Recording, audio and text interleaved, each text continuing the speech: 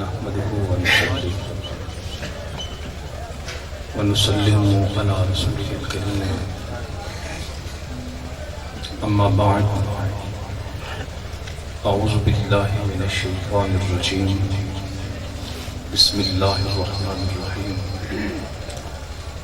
سلام عليكم بما صبرتم فنعم عقبى الدار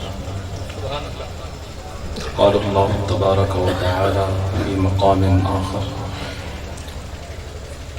من عمل صالحا من ذكر أو أنثى وهو مؤمن فلنحيينه حياة طيبة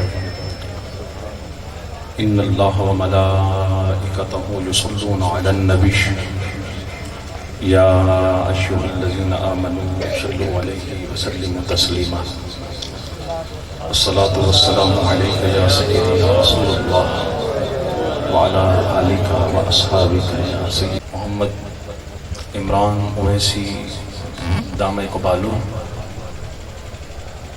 صاحبزادہ محمد عرفان اویسی حبیب سلطان اویسی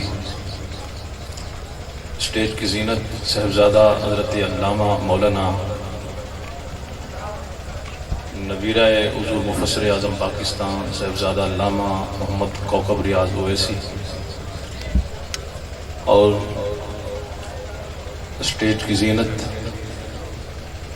رونق بزم علماء حضرت علامہ مولانا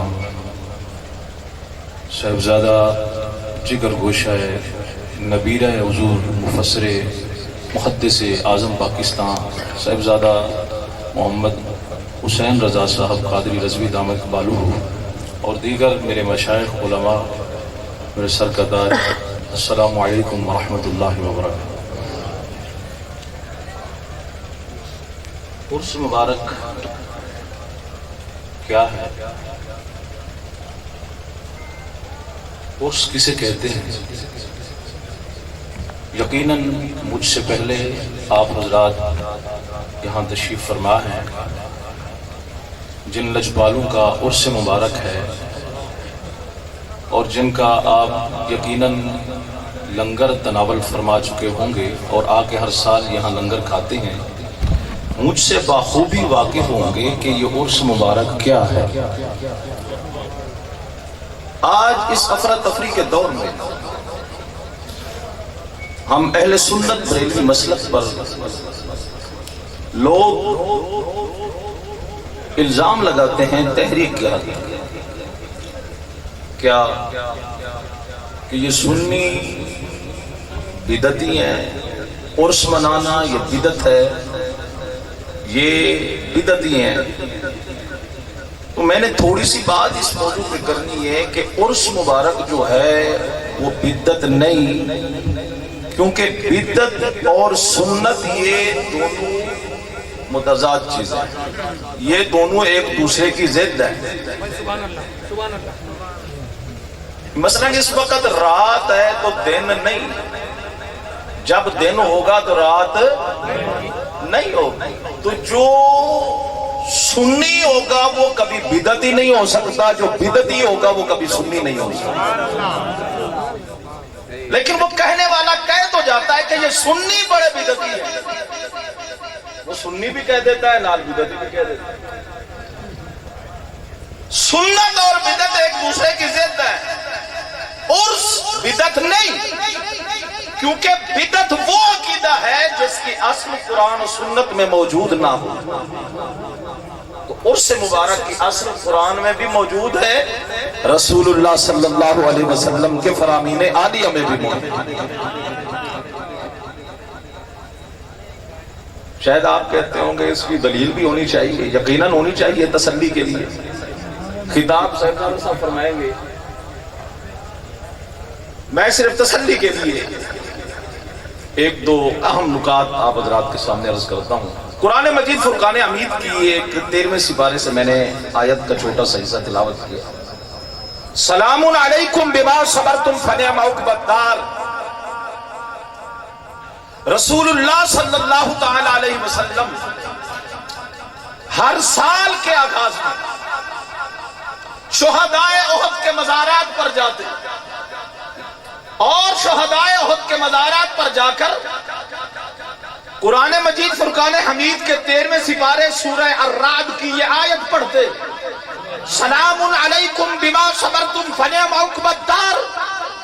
اے سید الشہداء حمزہ بن عبد المطلب، اے موسیٰ بن عمیر، اے عبداللہ بن جہش، اے میرے 70 غلاموں جنہوں نے اللہ اور اس کے رسول کے دین کی خاطر اپنی گردنوں کے نذرانے پیش کیے تھے، آج میں مصطفیٰ مدینے سے چل کے 3 میل کا سفر کر کے تمہاری قبروں پہ آ کے تمہیں سلام کرنے کے لیے۔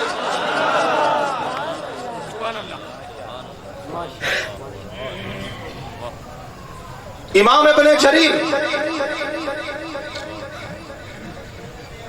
تفسیر ابن جریر میں لکھتے ہیں، تفسیر ابن جریر یہ وہ معتبر تفسیر ہے جس کے متعلق امام جلال الملت والدین السیوطی رحمت اللہ تعالی علیہ فرماتے ہیں کہ لم یصنف مثلہ، کہ اس جیسی تفسیر روئے زمین پر موجود نہیں۔ وہ سیوطی جن کے متعلق فریق آخر کا بہت بڑا پیشوا فیض الباری شرح بخاری میں اس بات کو لکھ دیا، تسلیم کر دیا انور شاہ کشمیری کہ یہ وہ ہیں جنہوں نے ایک مرتبہ نہیں جاگتے ہوئے 20 مرتبہ حسین کے نانا کی زیارت کی۔ وہ فرماتے ہیں کہ اس جیسی تفسیر روئے زمین پر موجود نہیں۔ علامہ ابن جریر تفسیر ابن جریر میں شاہ عبداللہ محدث دہلوی فتاوی عزیزی میں اس کو نقل فرماتے ہیں استنادا تردید نہیں، کیا کہ رسول اللہ صلی اللہ تعالی علیہ وسلم شہدائے احد کے مزارات پر جاتے، کان یأتی صلی اللہ تعالی علیہ وسلم قبور الشہداء علی رأس کل حول، وکان الخلفاء الاربعۃ ہکذا کانوا یفعلون۔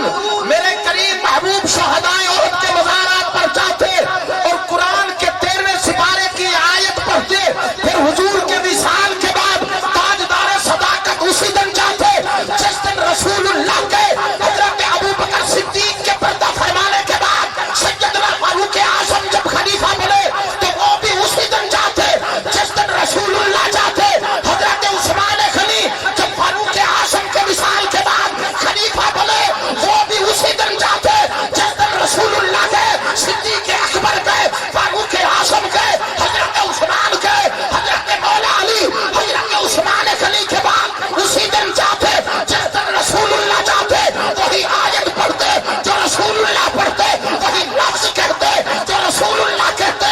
اگر یہ شرک ہوتا آمنہ کے نال نہ چاہتے، یہ بدعت ہوتا صدیق لجپال نہ چاہتے، یہ حرام ہوتا فاروق اعظم نہ چاہتے، یہ شرک بدعت ہوتا تو حیدر کرار کرے۔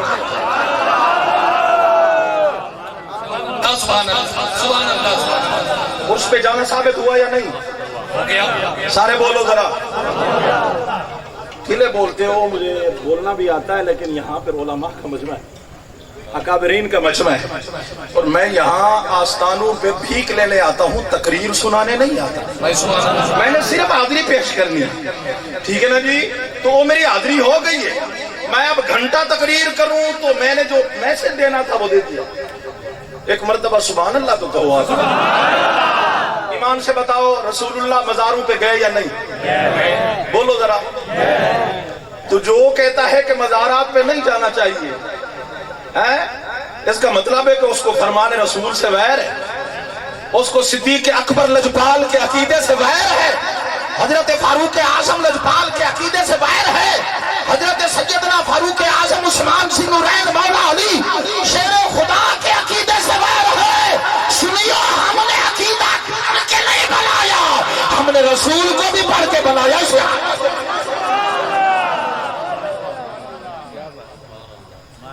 ایک اور حدیث، رسول اللہ صلی اللہ تعالی علیہ وسلم نے ارشاد فرمایا، دواء القلب خمسہ، 5 چیزیں تمہارے دل کا علاج ہیں۔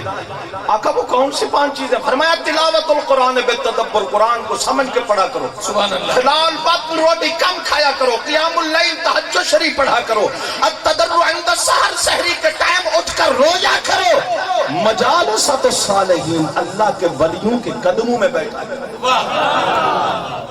کیا کیا کرو بھائی؟ اللہ کے ولیوں کے یہ 5 چیزیں تیرے دل کا علاج ہیں. مولوی کہتا ہے درباروں پہ کیا کرنا چاہتے ہو؟ رسول اللہ نے فرمایا ان کے قدموں میں بیٹھو.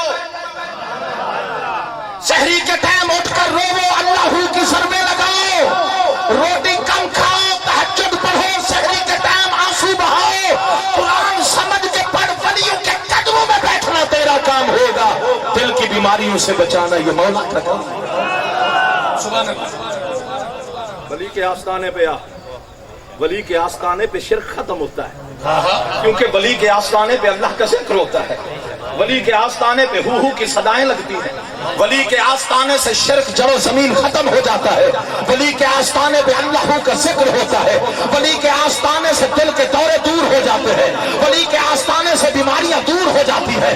ولی کے آستانے سے جناب والا کرونا دور بھاگتا ہے. ولی کے آستانے سے جب اللہ کی ضرب لگتی ہے بیماریاں ختم ہو جاتی ہیں.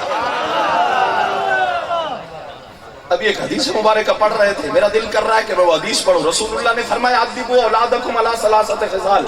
سبحان اللہ. امتی اولاد کو 3 چیزیں سکھا. یا رسول اللہ کون سی 3 چیزیں؟ فرمایا حب نبیکم، میری محبت سکھا. اونچی آواز سے بولو. وحب آل نبیکم، میری محبت کے بعد میری آل کی محبت سکھا. وتلاوت القرآن، پھر اولاد کو قرآن کی تلاوت سکھا. پہلے میری محبت کے بعد میری آل کی محبت، میری آل کی محبت کے بعد پھر قرآن کی تلاوت. کیا مطلب؟ آپ فرماتے ہیں کہ نہیں جی پڑھانا تو قرآن ہے نا جی، وہ فلاں مولوی صاحب وہ قرآن بڑا سونا پڑھتا ہے، ہم نے تو قرآن ہی پڑھانا ہے نا. حضور قرآن تو سونا پڑھتا ہوگا، لیکن جب آپ کا بچہ قرآن وہاں جا کے پڑھ لیتا ہے نا تو پھر وہ بچہ آپ کا بچہ نہیں رہتا، وہ آپ کے عقیدے پر نہیں رہتا، وہ تدیحال کے عقیدے پہ نہیں رہتا، وہ ننہال کے عقیدے پہ نہیں رہتا، کیونکہ اس نے جو اپنے استادوں سے سنا ہے نا، ایک دماغ تھا اس کا کچا، تو اس نے پکا کر دیا یہ شرک، یہ بدعت، یہ ناجائز، یہ حرام. اس نے اس کو اہل اللہ کی چوکھٹ سے دور کر دیا، اس نے اس کو مائی باپ کے عقیدے سے دور کر دیا، اس نے اپنے دادا نانا دادی دادا کے عقیدے سے دور کر دیا.